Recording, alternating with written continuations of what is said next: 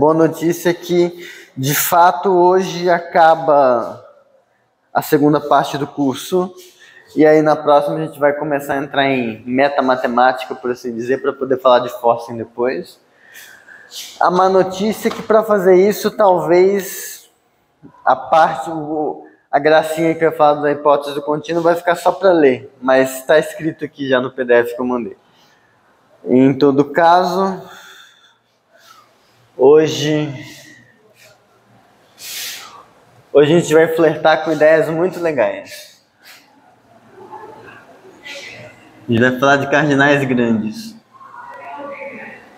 Na verdade, cardinais grandes eu vou falar só no final. A ideia de cardinal grande é mais ou menos essa. Porque não tem meio que uma definição, pelo menos não que eu conheça, uma definição precisa do que é isso. É quase como se fosse um sentimento. O que é um cardinal grande? É um negócio que faz você sentir assim, assim, assado. Mas, então, na aula passada a gente viu regularidade e singularidade, cardinais regulares e singulares. E aí, a gente ficou com essa pergunta aqui. Existe um cardinal kappa não enumerável, tal que kappa é limite. Cardinal limite, no caso, significa que kappa é igual a um aleph alfa para alfa limite. Portanto, como é maior que aleph zero para alfa diferente de zero. Tal que esse kappa é regular.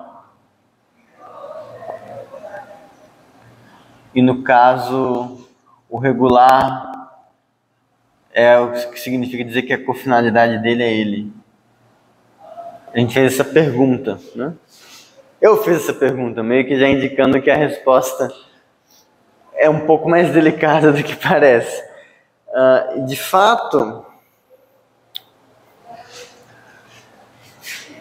um bagulho assim, se existisse, seria grande.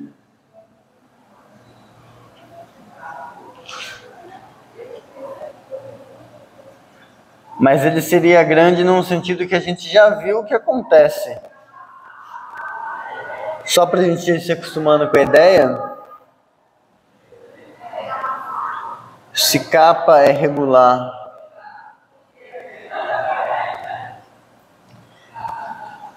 e limite,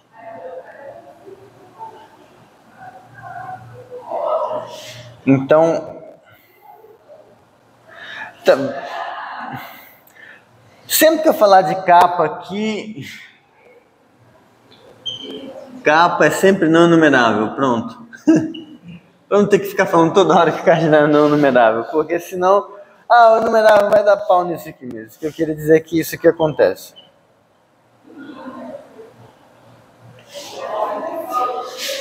Um cara que é regular o limite, ele satisfaz isso. Ele é o seu próprio...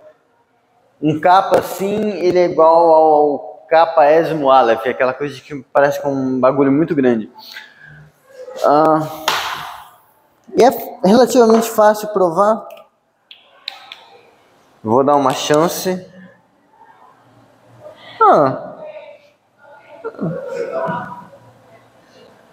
Bom, como é regular, é isso. Esquece. Só que como é limite,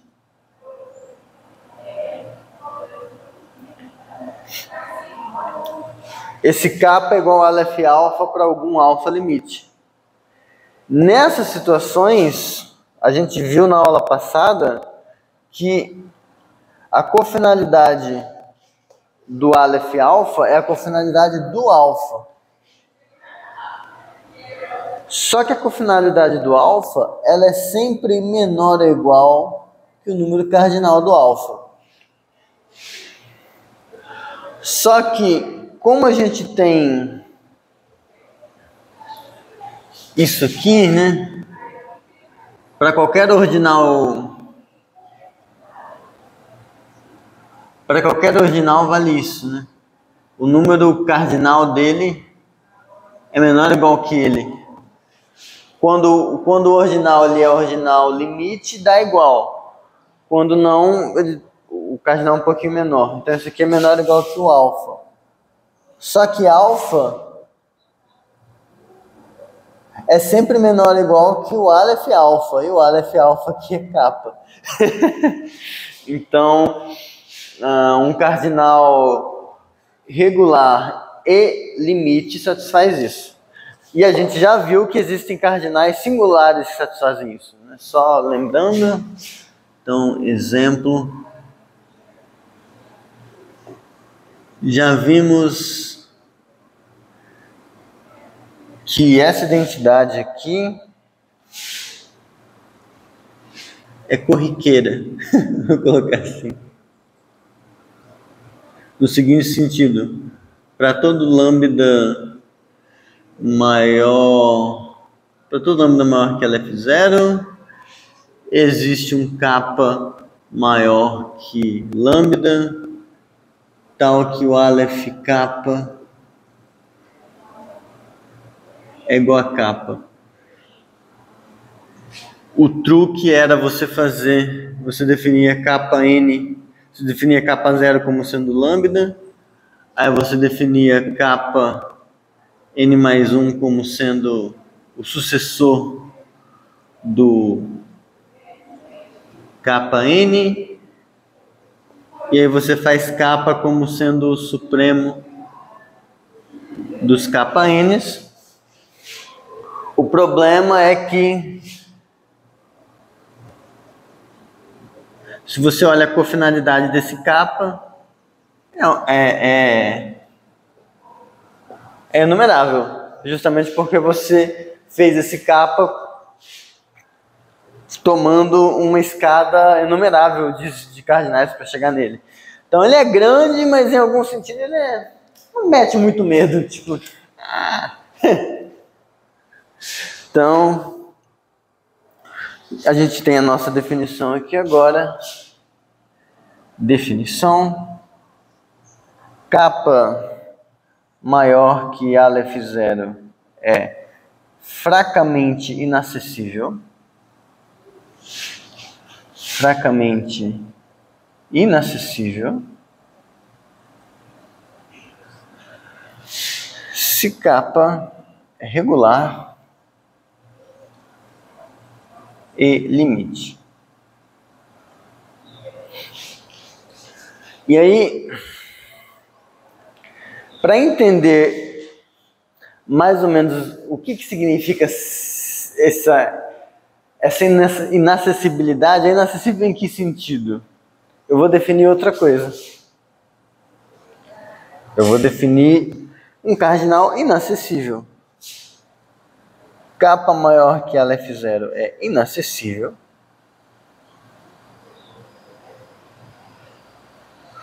Dependendo do texto, isso aqui também é chamado de fortemente inacessível, mas... inacessível, tá ótimo. Kappa é inacessível se kappa é regular, a gente precisa colocar o regular, e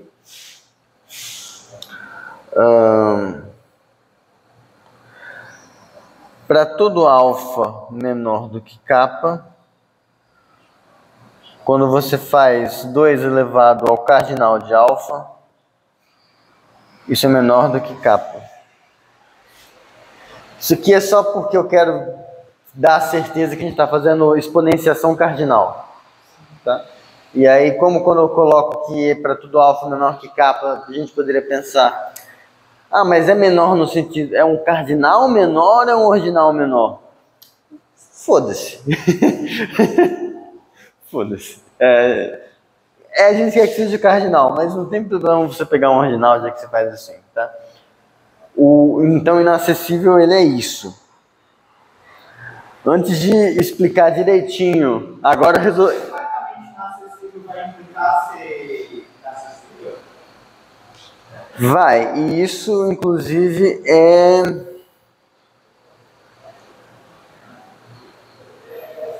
Ué, eu devia ter escrito isso aqui. Ah, eu escrevi, mas eu escrevi depois. Cadê? Isso. Vai. Porque pensa assim, é spoiler da própria aula, mas já que você já fez a pergunta, pega um cardinal que... Então, boa, vamos lá. É que eu preparei essas notas de aula enquanto esperava o almoço, então algumas coisas ficaram escritas como quem está com fome, meio desconexo. Então, inacessível implica fracamente inacessível. A prova é relativamente simples, porque pega o inacessível. Regular, ele já é. Você só precisa mostrar que ele é limite. Então, se capa regular não é limite, então ele é sucessor. Então esse kappa é igual a um aleph alfa mais 1. Mas daí o que acontece? Se você pegar lambda como sendo aleph alfa, isso é estritamente menor que kappa. Né? E quando você faz 2 elevado a lambda, pelo teorema de Cantor, isso é estritamente maior do que lambda. Aí não seria que o kappa é uma alfa mais ou vai ser o aleph mesmo? Então, esse limite diz respeito ao ordinal que indexa o aleph dele, que é único. Né? Lembra que é um isomorfismo entre ordinais e cardinais infinitos. Então, quando eu digo que o cardinal é limite, eu estou dizendo que o alfa que indexa o aleph dele é um ordinal limite. Entende? Então, se o ordinal, o kappa é um aleph beta. Se esse beta não é limite, é porque esse beta é um sucessor. E aí fica assim, tudo bem? Até porque, é que eu não sei onde que você falou mais, se era mais em cima ou embaixo. Não, embaixo nem seria cardinal. Porque cardinal tem que ser, em particular, ele tem que ser um ordinal limite. E sendo infinito, né? Um cardinal infinito, ele tem que ser ordinal limite. Porque Hotel de Hilbert. Opa! Tá, então...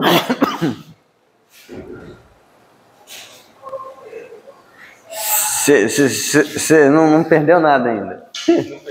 Ainda não. Então tá. Só para recapitular. Eu só defini essencialmente o que é um cardinal ser fracamente inacessível e um cardinal ser inacessível. O fracamente inacessível, eu peço... O cardinal é não enumerável. Aí eu peço que ele seja regular e limite.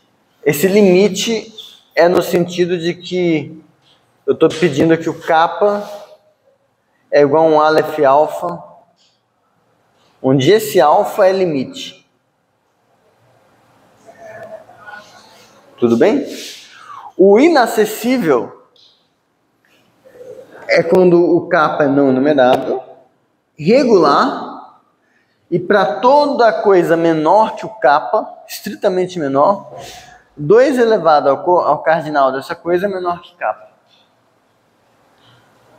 E aí o que eu ia mostrar é que se é inacessível, então é fracamente inacessível.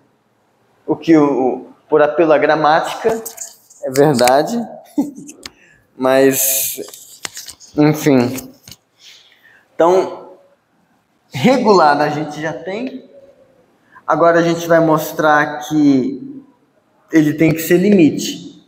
Se ele não fosse, ele seria um aleph alfa mais 1.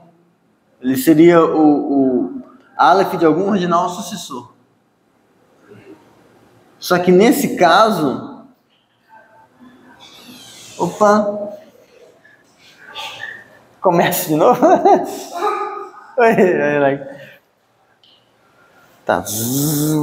Fazer um rewind aqui. Tô rebobinando. Oi, Alex. Tá. Se não perder muita coisa. Só definir essas duas coisas até agora. Cardinal fracamente inacessível e cardinal inacessível. O fracamente inacessível... Isso não é um déjà vu, Gabriel. É um cardinal que é regular. Lembrando que o regular é quando acontece isso, que a cofinalidade dele é ele mesmo. E limite, que significa dizer que ele é o Aleph de algum alfa, que esse alfa é um ordinal limite. O inacessível é quando ele é regular, mesma coisa aqui, só que a gente pede isso para todo alfa menor que kappa, 2 elevado ao cardinal do alfa menor que kappa. A gente vai ver que isso aqui, em algum sentido, é muito grande, já. Daí o nome inacessível. Só que primeiro a gente vai ver como que isso se relaciona com isso, mostrando que inacessível implica fracamente inacessível. Então, se você pega um cara que é regular, se ele não é limite... Então, se ele não é fracamente inacessível, então é porque ele é um Aleph de algum alfa mais 1. Não é um ordinal limite.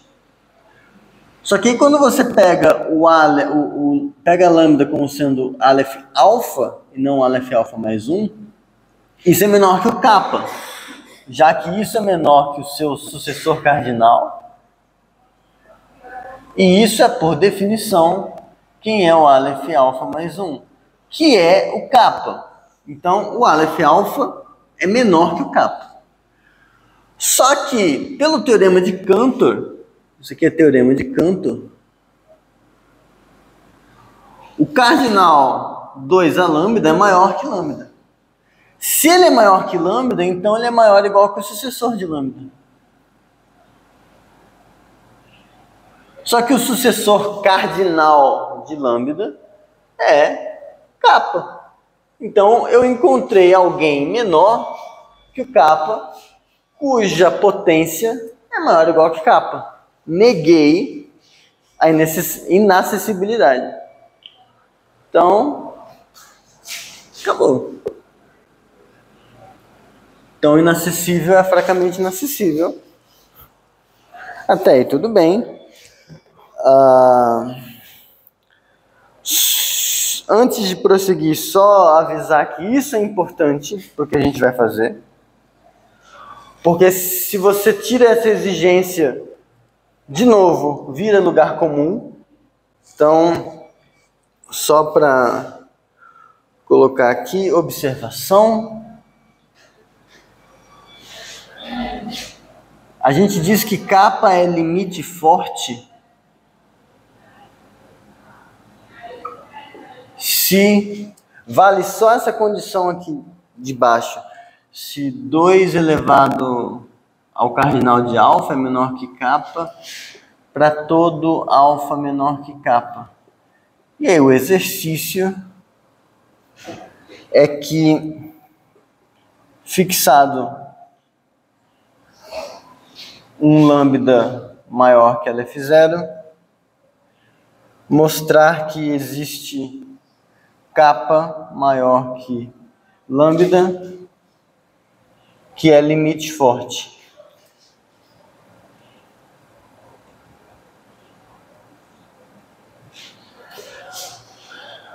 Dica: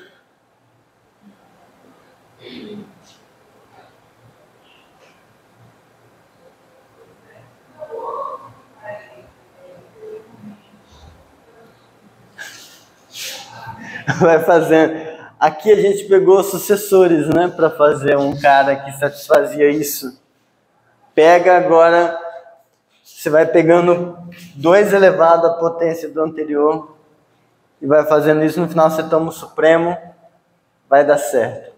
Mas isso aqui, em particular, quando você tomar o supremo disso, isso não vai ser regular.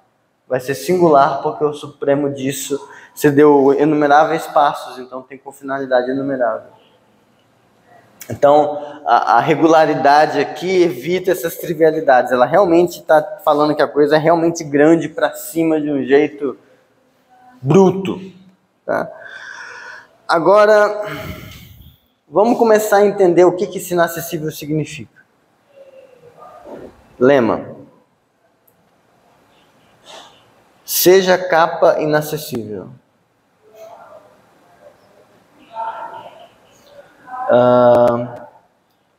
Então, a primeira coisa que acontece é, se você tem um conjunto X cuja cardinalidade é menor que capa, então o conjunto das partes de X também é menor que capa. Depois, se você tem um conjunto S cuja cardinalidade é menor que capa e todo elemento do S tem tamanho menor que capa, então quando você pegar a união dessas coisas, isso também tem tamanho menor que capa. Por fim, se você pega um conjunto X que o tamanho é menor que capa, e você tem F de X em capa, uma função, então uma função que cai em capa, o supremo dessa função ainda é menor que capa. Então, em algum sentido, capa é realmente muito grande. Você não consegue atingir ele com as operações de conjuntos que a gente faz, que geralmente aumentam o tamanho das coisas.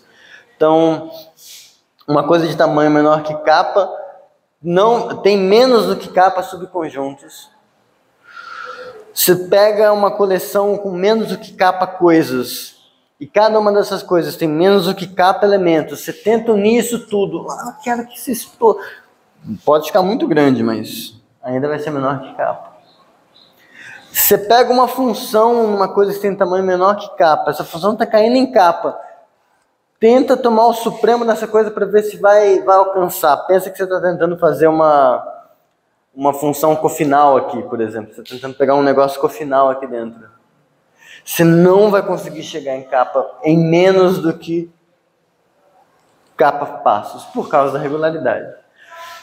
Então, a prova é simples.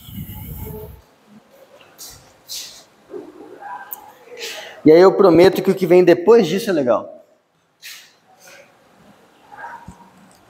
Vai dar um sustinho. Vocês vão dar um... Eita! Vai dar um negócio estranho no estômago, uma coisa assim. Tipo quando você assiste Birdman, sei lá. É um filme estranho, né? E Birdman, não? Eu entendi Birdman. Não! Não, isso dá outra coisa. Quem gosta de assistir isso é Priscila. Sério? Ela adora Bridgerton. Meu Deus. Ela começou a assistir já. Eu tô dedurando ela aqui. Putz, foi mal, Priscila.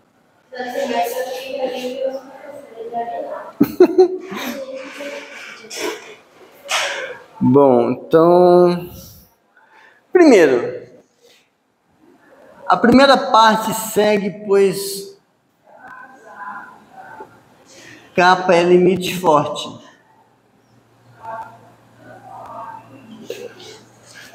Se o número cardinal do X é menor do que capa, então isso aqui serve como sendo uma dessas coisas aqui. Então, quando eu faço isso aqui, lembra que tem esse resultado, que o número cardinal das partes de um conjunto é igual a 2 elevado a isso aqui.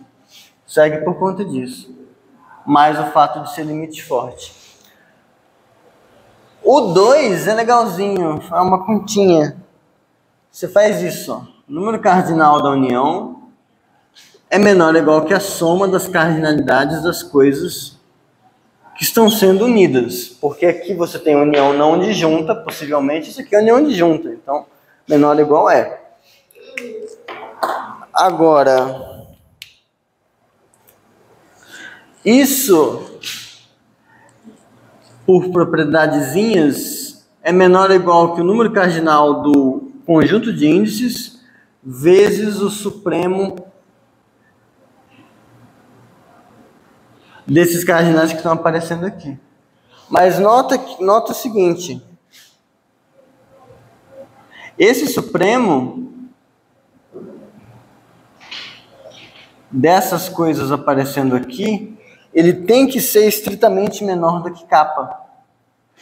Porque quando você olha esse conjunto aqui,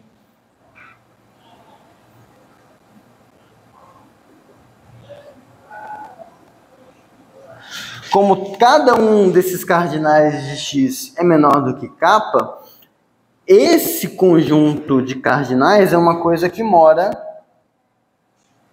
aqui. E como o tamanho do S é menor do que kappa, a gente tem que o tamanho do C é menor ou igual que o tamanho do S, que é menor do que kappa. Então, isso aqui tem um tamanho pequeno. Só que tendo um tamanho pequeno, logo o supremo, vamos colocar assim, logo o supremo do C, pera, o que é o negócio? Isso aqui, como ponto e vírgula, né? Como a gente tinha visto isso, o supremo de uma coisa num cardinal infinito é igual a kappa, C e somente C. A cofinalidade dessa coisa, C e somente C é cofinal.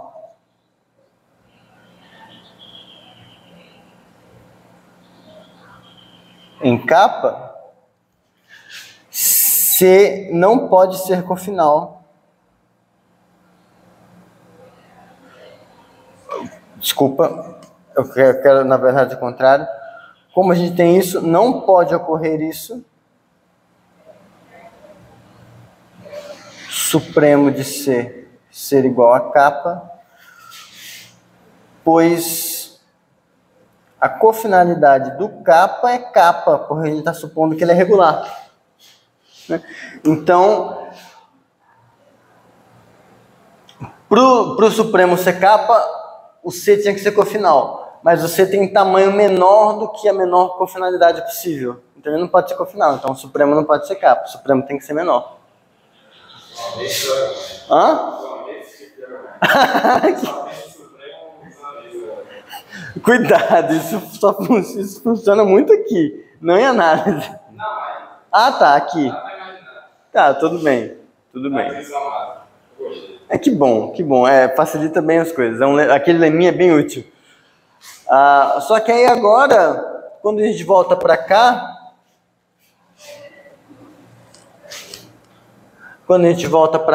a gente tem que esse produto é igual ao máximo entre o cardinal S e esse supremo dessas coisas.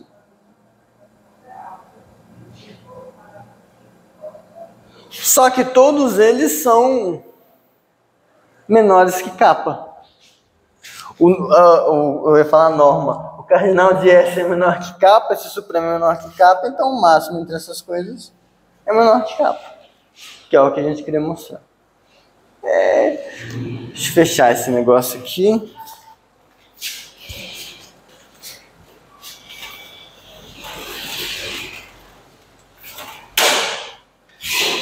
Oito e 17, falta a letra C. Letra C não.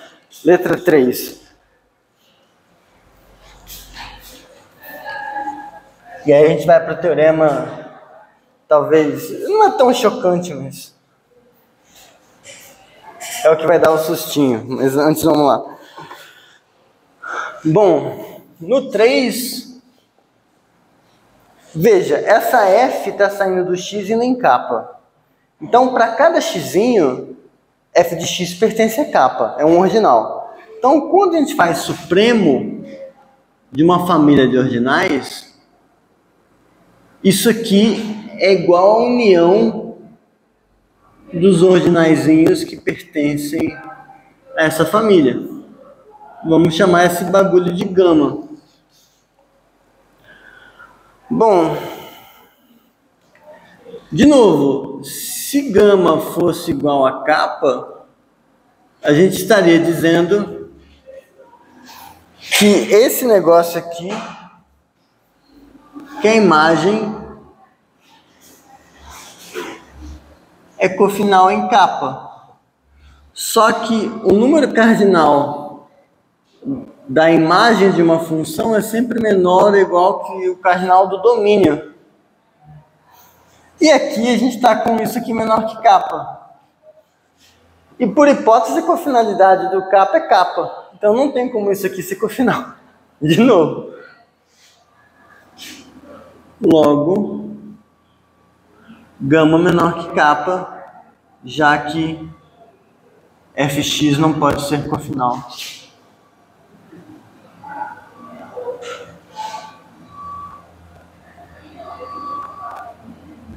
Tudo bem até aqui? Razoável? Se sentindo enganados? Mas tá dando uma noção de que o capa é bem grande, né? Teorema. E chega a dar até um arrepio no braço, assim. Esse capa já dá medo. Esse tipo de coisa. Oi? Esse tipo de capa já dá medo. Imagina a colega. Teorema. Se e a força no se, tá? Se capa é inacessível,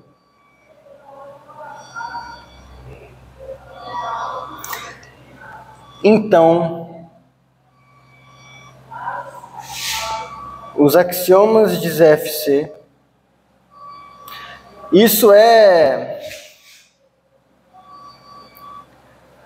um metateorema. Eu estou falando sobre axiomas de coisas. Isso aqui não é bem um metateorema. É um esquema de teoremas, tipo, porque a rigor eu teria que, para cada teorema, para cada axioma, fazer uma demonstração disso que eu vou fazer.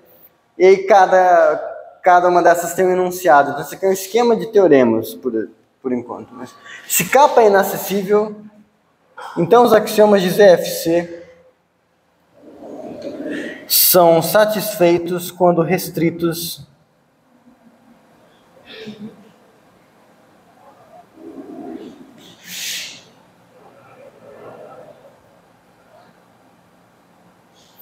a V capa. Vocês lembram dos Vzinhos? Você tinha o V0, era o vazio, V1 era partes do V0, aí você fazia isso para todo N, aí você fazia V ômega como sendo a união dos VNs, N pertencente a ômega, aí você ia para o V ômega mais 1, como sendo partes do V ômega, e faz isso para todo ordinal. Se capa é inacessível, em particular capa é um ordinal, então você pode fazer o V capa deles. Todos os axiomas de ZFC são satisfeitos aqui dentro. Mas a inacessibilidade garante isso. Eu vou fazer para vocês. Mas é assim, ele é grande a ponto de você conseguir garantir que as testemunhas dos axiomas estão aqui dentro. O que eu quero dizer com os axiomas de ZFC são satisfeitos quando restritos a V capa? Pega os axiomas de ZFC. Em vez de os axiomas falam, dado um conjunto, existe um conjunto que faz tal coisa. O que você vai fazer é, dado um conjunto em V capa, dado um elemento de V capa, existe um elemento de V capa tal que aquela coisa acontece. Você está restringindo tudo a VCAP e tudo continua valendo. É bonitinho. E meio que isso dá uma ideia do porquê esse negócio é grande. Em algum sentido, ele codifica. As coisas acontecem no universo. Em algum sentido, ele codifica as coisas que acontecem no universo. Porque é assim: o próprio kappa não é o universo. Mas ele codifica coisas suficientes para você construir um. E aí depois que eu provar isso, eu vou falar por alto por que isso é um problema. Prova.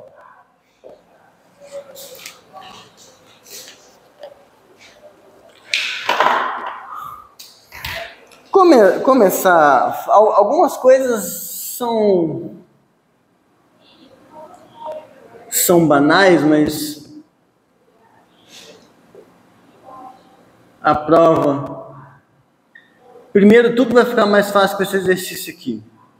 Mostre que V-alfa é conjunto transitivo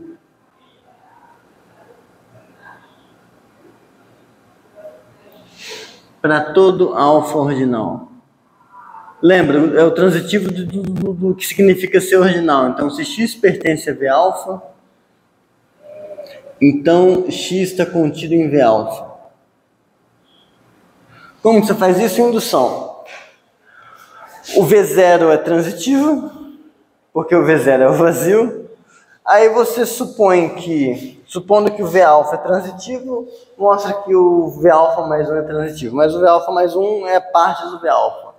Vai sair por isso. No caso, o limite vai ser uma união de coisas transitivas, crescente. Então, é relativamente fácil mostrar isso aqui, que isso aqui acontece. Então, vamos lá. Eu não vou mostrar todos os axiomas de CFC, mas eu vou mostrar um monte. Axioma da extensão.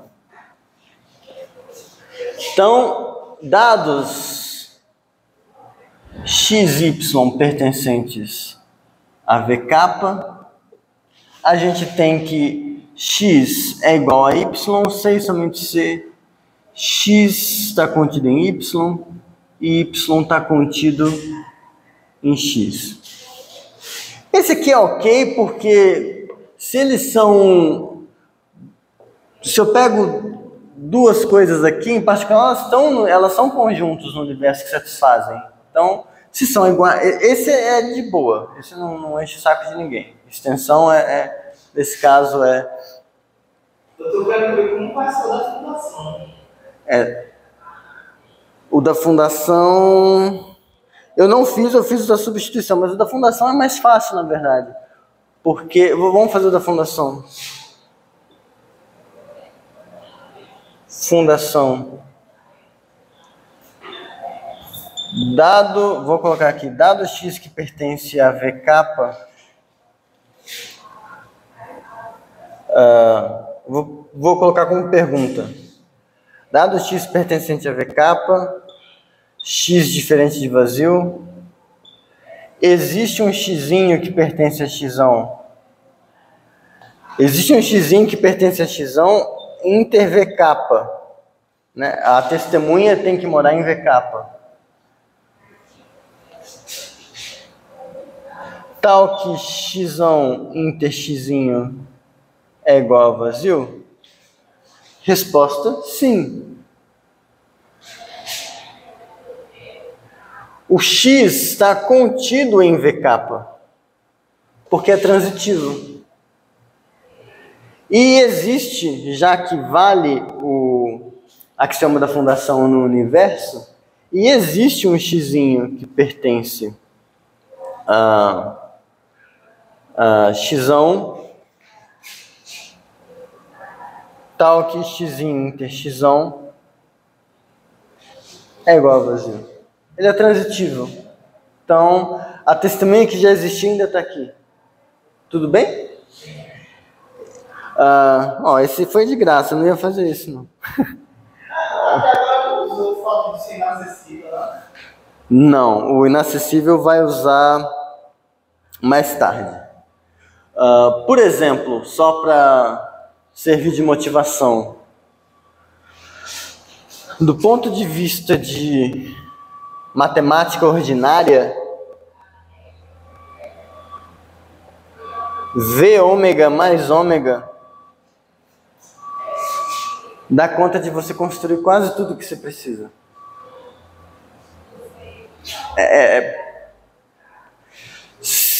Os naturais, eles estão no V ômega mais 1. Aí você vai construir os inteiros como classes de equivalência, não sei do que. Com partes das partes, V ômega mais 2, não sei o que. Racionais, não sei o que, conjuntos racionais, tá. Dificilmente você vai sair daqui.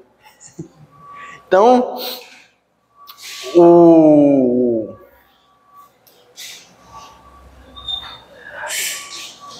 inacessível a gente vai usar quando a gente estiver mexendo com coisas poderosas. Em particular, substituição, mas vamos para separação. No separação, dado um x em VK e P uma propriedade,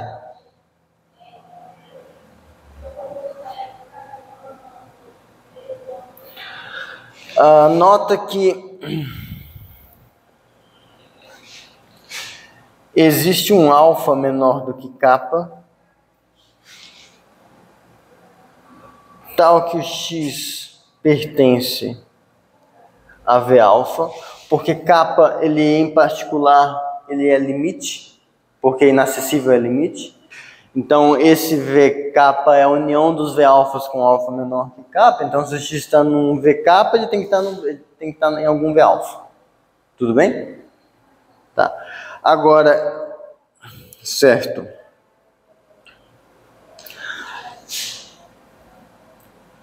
Agora, existe esse conjunto Y formado por todos os x'inhos que pertencem a xão, tais que vale a propriedade P. E isso é um subconjunto do X. Esse cara existe pelo que se chama de substituição visto no universo. Só que o X está contido no V alfa, porque se ele é um elemento, então ele está contido por transitividade. Todos os elementos do X já estão no V alfa. Certo. Logo, o Y também está contido no V alfa. Mas se o Y está contido no V alfa, então ele é uma das coisas que pertence ao conjunto das partes do V alfa. O conjunto das partes do V alfa a gente combinou de chamar de V alfa mais 1. Mas V alfa mais 1 é uma das coisas que compõem o VK. Então, esse subconjunto já apareceu no VK. Já está lá dentro. É grande, mas não é um grande tão grande assim ainda. A gente não usou inacessibilidade, a gente só usou o fato de ser limite. Aqui. A gente usou o fato de ser limite porque, como o alfa mais 1 é necessariamente menor que K, o V alfa mais 1 está contido no VK. Aqui que a gente usou que é limite. Desse jeito vai dar até para falar da hipótese do contínuo. Está até indo mais rápido do que eu achei. Então, vale o que chama da separação para essas coisas. É isso, obrigado. Agora, potência. Potência é meio análogo, é meio raciocínio parecido. Você tem, se x pertence a VK, então x pertence a algum V alfa para alfa menor do que K. Então x está contido em V alfa e o conjunto das partes de x está contido em V alfa mais 1. Porque todo subconjunto de X é um subconjunto do V-alfa. Então, pertence ao V-alfa mais 1. Então, tudo que mora aqui, mora aqui. Logo, parte de X pertence ao V-alfa mais 2. Que está contido em VK. Então, a testemunha do axioma da potência ainda mora nesse VK. O mais legal que eu achei foi a substituição.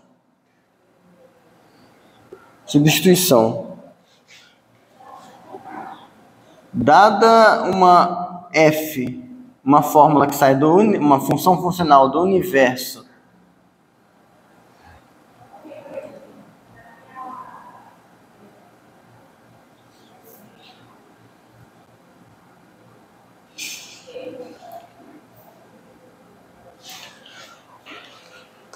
daqui para cá, nesse caso seria até uma função. Mas só para deixar as coisas mais divertidas, vamos fazer assim mesmo. Não vai fazer diferença. Uma fórmula... Ah, não, desculpa.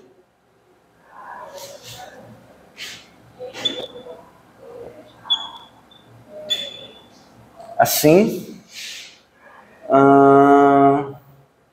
Não, mas para... Não, tá certo. O da substituição você quer ter a imagem no conjunto, ser um conjunto, tá? Isso. Mas o negócio é que, dada uma fórmula funcional que fala sobre coisas de VK, então isso te dá um negócio... Te dá um negócio assim. É porque a princípio seria... Vamos escrever isso sem... função de classe. Mas só para ver que é isso mesmo. A rigor era para ser uma fão de xy, fórmula funcional.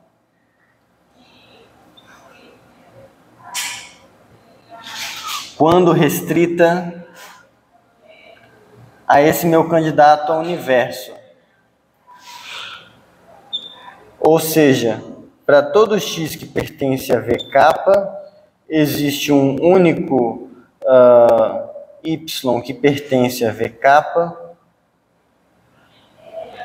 tal que é fão de xy.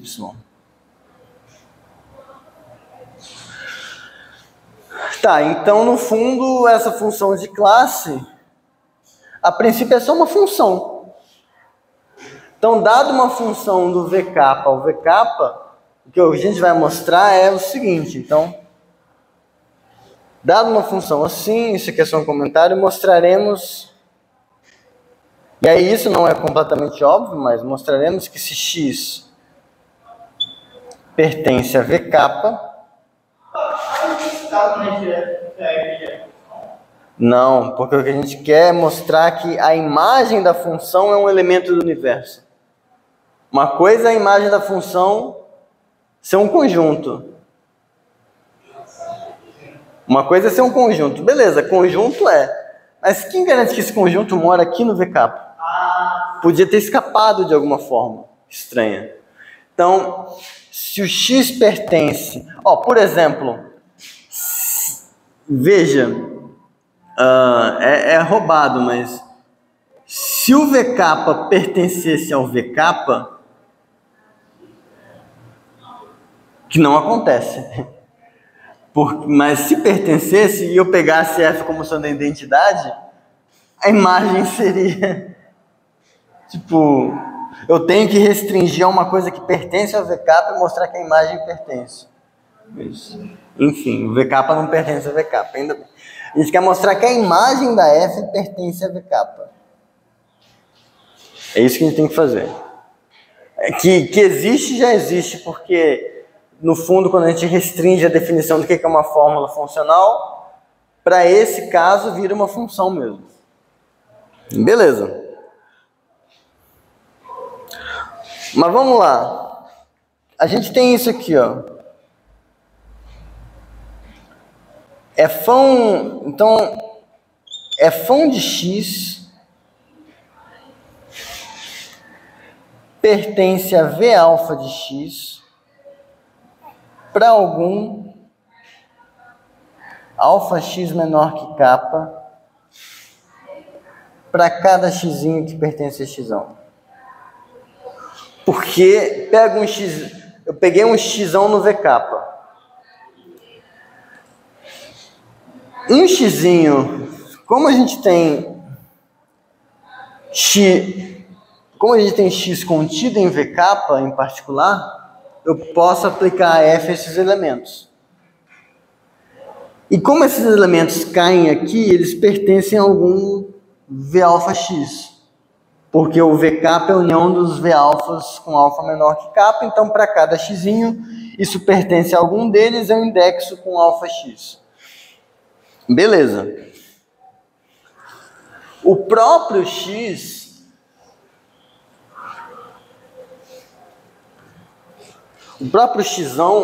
pertence a um V beta. O x pertence a um V beta para beta menor que K também. Aí agora a gente precisa lembrar que a gente está em teoria dos conjuntos.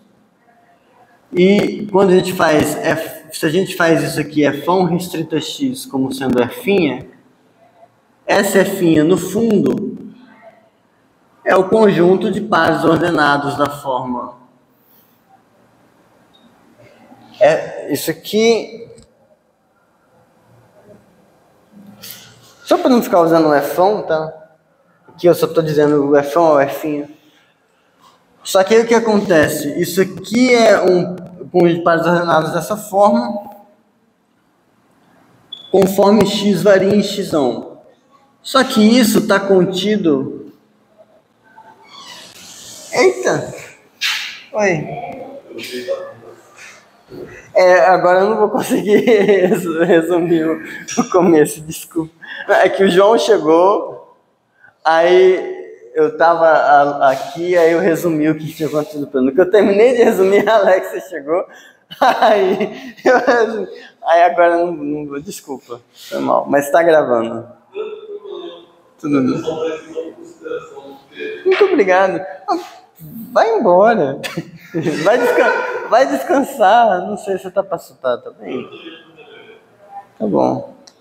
Tipo, vem só porque você só vai embora, tipo, foda-se. Nossa, eu sou escroto. Tá, eu sei, eu sou, mas não por isso, mas tá. Então, isso aqui, vamos ver se vocês concordam comigo.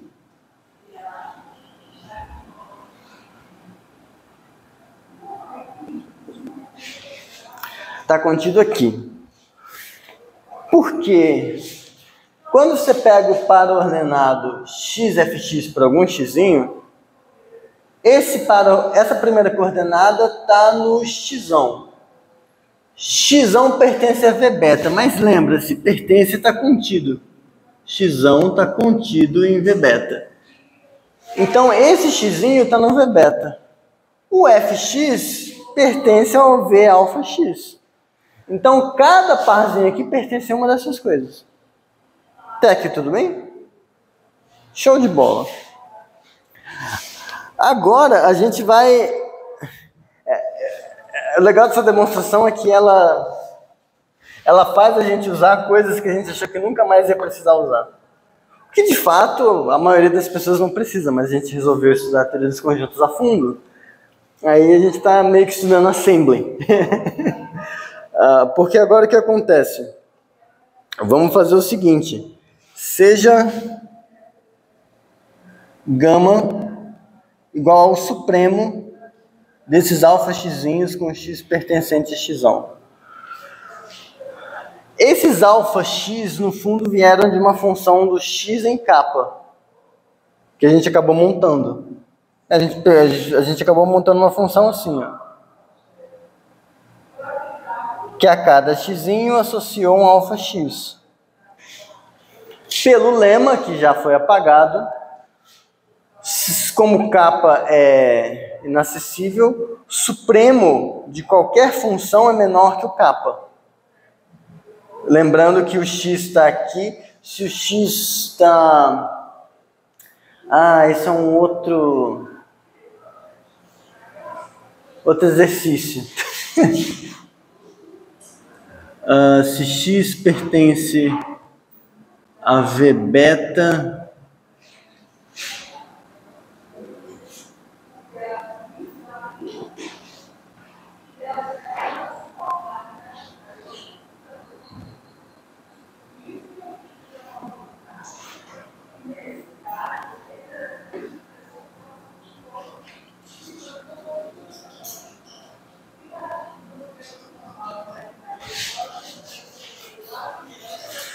isso.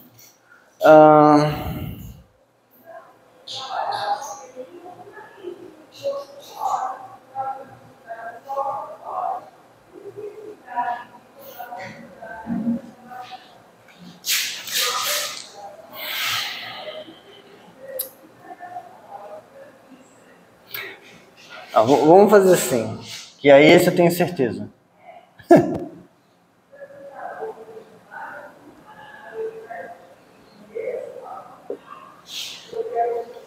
Mas aí eu vou colocar certinho, aí eu atualizo no Classroom exatamente qual é a versão geral que vale disso. Mas os conjuntos dentro de algum V-alfa, eles têm o tamanho controlado. Eles têm o tamanho controladinho. Mas em particular aqui, como o x está dentro do V-beta, o tamanho dele vai ter que ser menor que o kappa. Pode confia. Sendo menor que o kappa, a gente pode usar o lema para garantir que isso aqui é menor que o kappa ainda, certo? Mas aí, qual a graça disso? Então, quando você faz o V alfa x, isso aqui está contido no V gama, para todo x que pertence a x. Porque alfa x é menor que o supremo, então V alfa x está contido no V gama. Só que aí agora, essa união toda vira isso. Logo, F está contido em V beta cartesiano V gama. Só que aí, pulo do gato. Outro pulo. Seja delta o máximo. Eu chamei de delta isso. Delta igual ao máximo entre beta e gama. Então, chamando assim, esse cara está contido no V delta cartesiano V delta. Por que alguém faria isso? Se você olha a definição de par ordenado AB é uma desgraça horrível assim.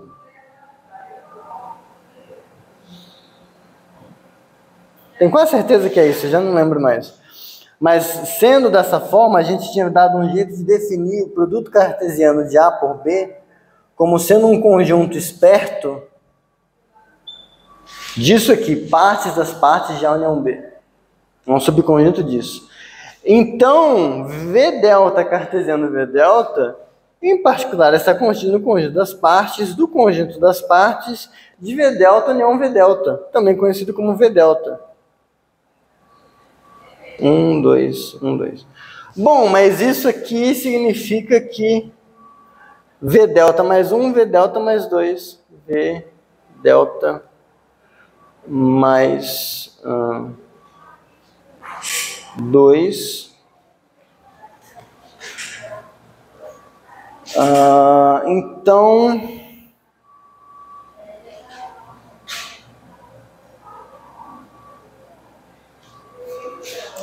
mas eu só queria imagem, né? Eu fiz algo um pouco pior. Então, eu mostrei que a própria função pertence a... Eu mostrei que a própria função pertence a V delta mais 3, que está contido em V kappa. Eu mostrei que a própria função está lá dentro. Se você quer mostrar só que a imagem está, Você não precisava ter feito isso aqui, você podia ter feito só aqui. Era mais fácil. Você só fazia que a imagem estava continuando a união dos V alfa X. E aí pega o supremo.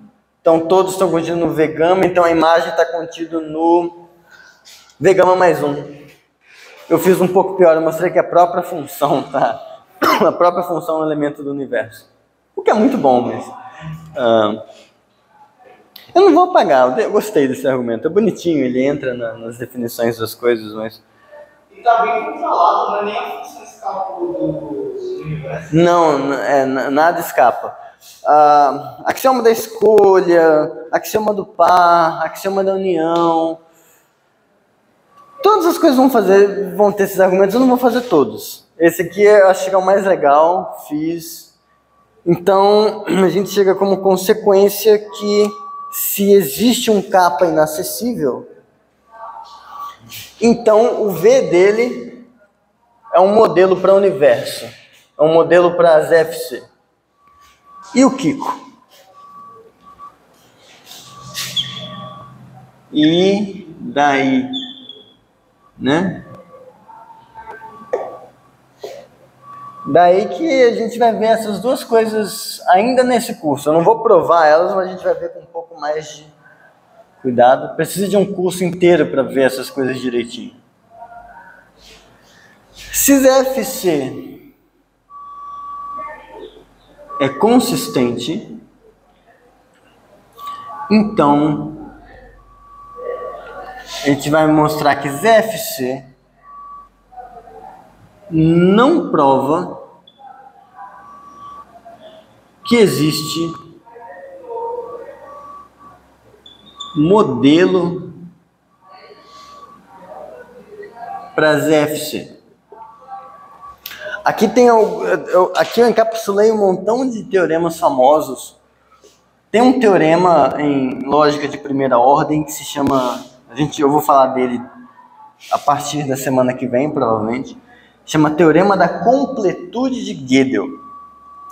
Esse teorema, ele diz que uma teoria de primeira ordem, ela não demonstra contradições,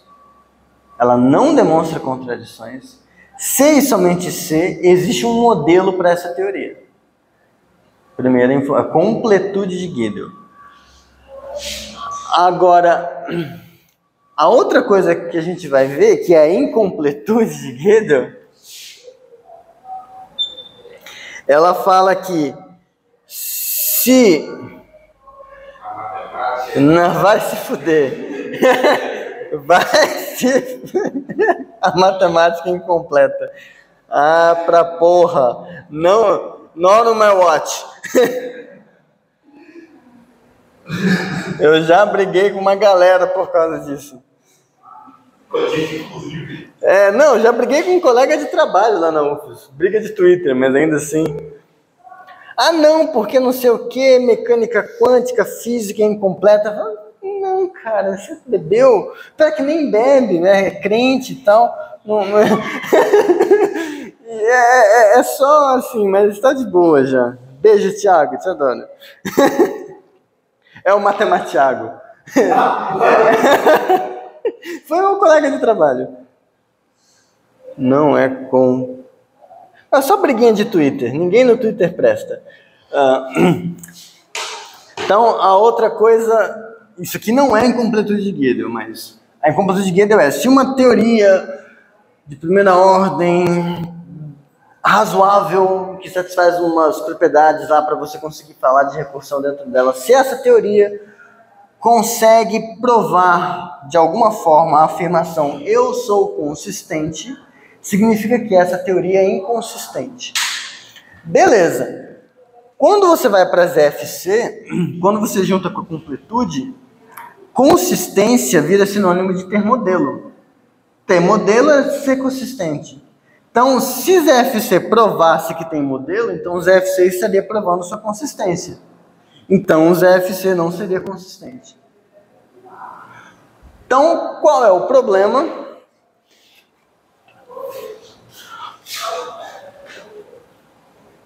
Logo, se ZFC é consistente, então ZFC não prova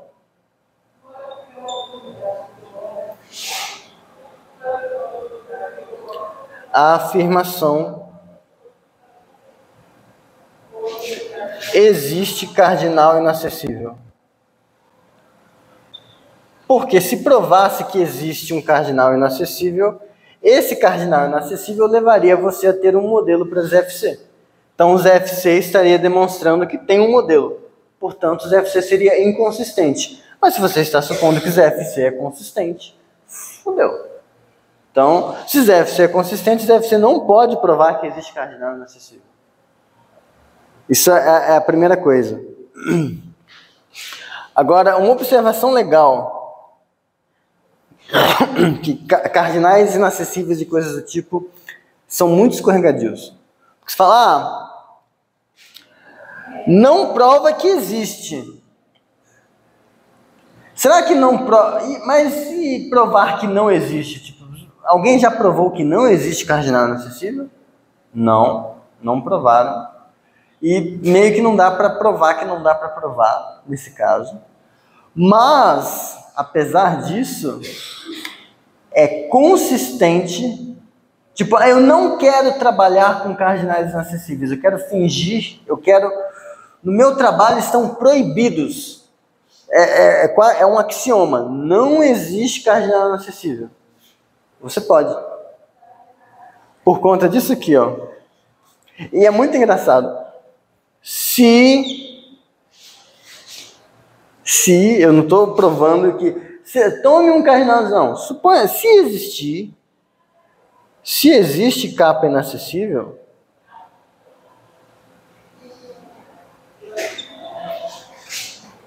então existe capa zero, o menor cardinal inacessível.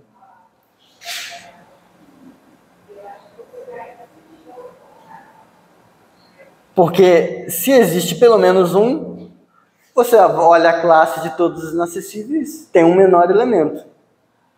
Pega esse capa zero. Agora,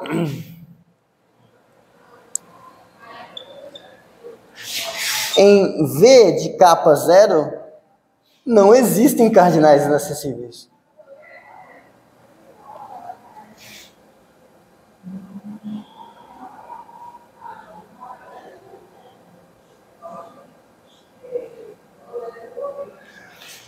Essencialmente porque o capa zero é o menor. E dá para mostrar que uma coisa é cardinal dentro de um VK, essencialmente ser cardinal fora. Então, não tem. Mas então, vira aquela historinha de teoria de corpos. Essa existência também não sairia do fato de que, nesse caso, o VK teria um modelo para ZFC? Não, porque não tem problema você ter não tem problema você ter uma cadeia ascendente de cardinais inacessíveis. Não tem problema. Porque uma coisa é eu dizer que ZFC prova que existe. Porque, ó, nesse mesmo argumento, suponha que alguém falasse, ZFC prova que existe um cardinal inacessível. Beleza, então existe. Pega o menor, vem para cá. Isso é um modelo para ZFC. Só que aqui, como esse é o menor, não poderia existir outro. Mas ZFC prova que existe, então esse aqui não é o menor. Absurdo. É um outro jeito de você verificar que ZFC não pode provar que existe cardinal inacessível. É um outro jeito de provar.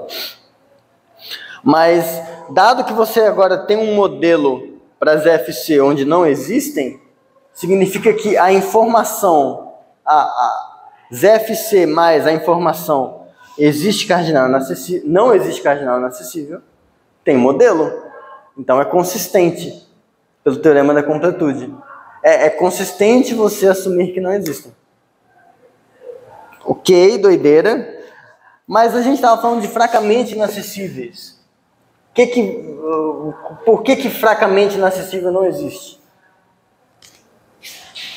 Ou melhor, eu não sei.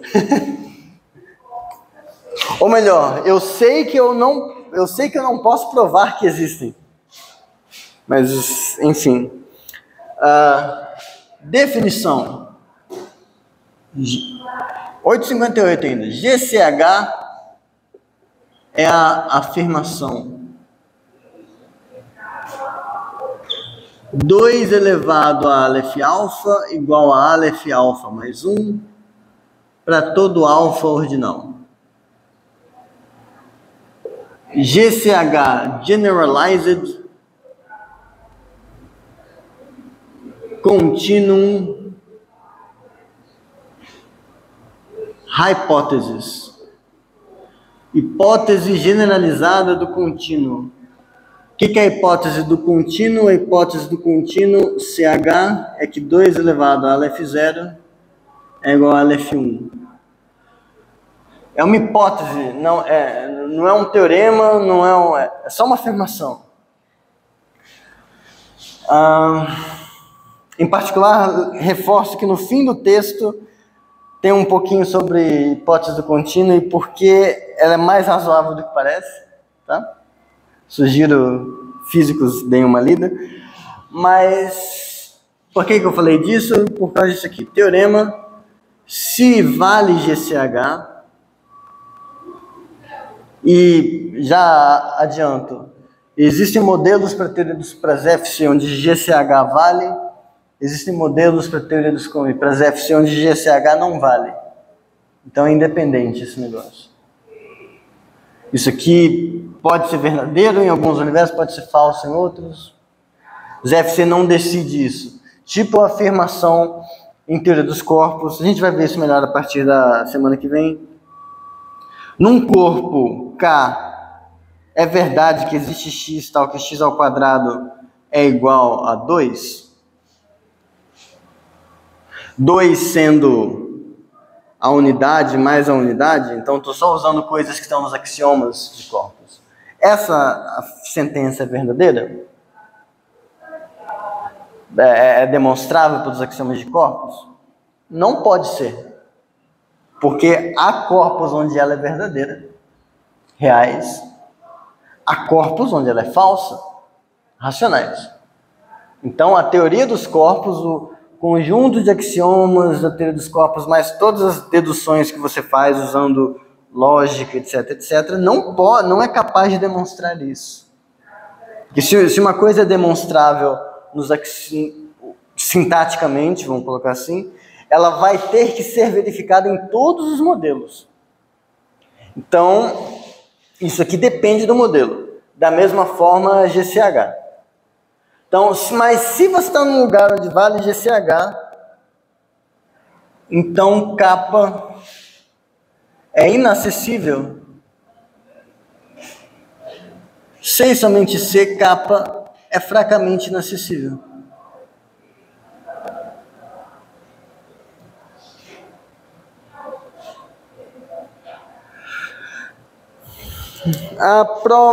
Todo inacessível é fracamente inacessível, a gente já viu no começo. Agora, se o K é fracamente inacessível, então prova. Quase acabando. Se vale GCH e K é fracamente inacessível, então a gente quer mostrar que ele é um limite forte. 2 elevado às coisas é menor que as coisinhas. Mas veja,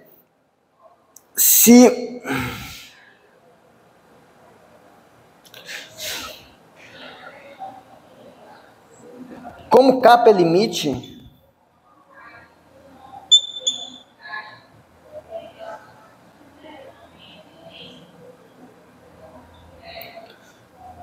se você toma um alfa menor que K,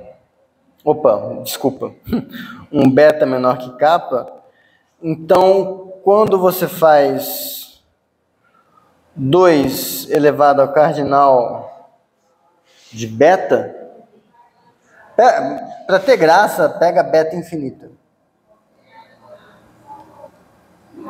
Então, esse 2 beta, ele é igual... Tá, deixa eu fazer direitinho aqui. Beta menor que kappa, beta infinito. Como que eu escrevi aqui? Ah, tá. Então, esse beta, ele é menor ou igual que algum aleph gama, para gama estritamente menor que alfa. Agora, quando você fizer isso aqui, ó, 2 ao cardinal de beta vai ser menor ou igual que 2 elevado ao cardinal de aleph gama. Pela hipótese do contínuo, isso é aleph gama mais 1. Gama mais 1 ainda é menor do que alfa, porque alfa é limite. Então, isso aqui ainda é menor do que o aleph alfa. E aí, você conseguiu garantir que para qualquer cara, que você pega menor que o kappa, o 2 elevado a esse cardinal é menor que aquela coisa. E daí que você tem... Se você consegue pegar modelos para ZFC, onde vale a hipótese generalizada do contínuo, e nesses você pode pegar um modelo para ZFC, mais hipótese, mais GCH, mas a informação não há cardinais inacessíveis. Nesse lugar, em particular, não vai poder ter cardinal fracamente inacessível, porque fortemente inacessível é igual a fracamente inacessível. Então, nesse lugar não tem. Se ZFC provasse que existe fracamente inacessível, então, nesse modelo onde não existem inacessíveis, existiria, porque vale GCH. Então, existem lugares onde inacessível é a mesma coisa que fracamente inacessível. E aí, como esse inacessível você não pode provar que existe, você também não poderia provar que esse existe. E, apesar disso, como ninguém ainda provou que não existem,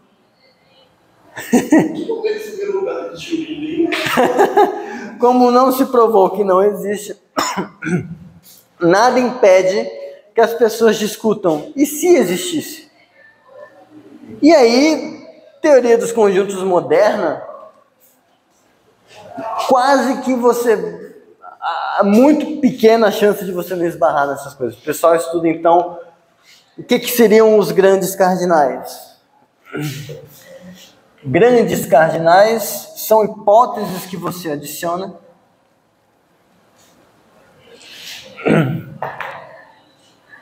que invariavelmente vão implicar no seu cardinal ser inacessível.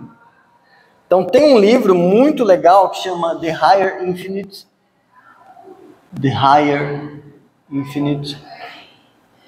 que ele tem um esqueminha de coisas que você acredita, que você fala, supõe que cardinal satisfaz isso, supõe que cardinal satisfaz aquilo, não sei o que, não sei o que, não sei o que. Tem vários tipos de propriedades que você pode adicionar. Cardinal de Marlow, cardinal é mensurável, cardinal não sei o que, mistura com coisa de medida. E todas elas acabam implicando em ser inacessível. Então, em geral, daqui para cima, coisas que implicam isso é o que a gente acaba chamando de cardinal grande. E é curioso porque, no fundo, todos que já foram estudados até hoje parece ter alguma relação entre eles. Quase como se fosse uma cadeia de tipos de infinito que vão ficando cada vez maiores. Assim. E aí, o pessoal assume, como diria o professor Samuel, pelo seguinte: se você para pensar no Aleph Zero, o Aleph Zero é como se fosse um cardinal inacessível para os finitos. Você não consegue chegar nele usando operações finitas. Mas aí você fez uma aposta. Eu vou colocar ele. E as coisas funcionam bem. O que você faz com os cardinais grandes é dobrar a aposta. Ah, vou supor de novo que existe uma coisa inacessível. E por que não de novo? E por que não de novo? E por que não de novo? E assim vai. Isso tem coisas de categorias que você consegue misturar com esses assuntos. Universos de Grothendieck. Tem um montão de coisa. Mas aí...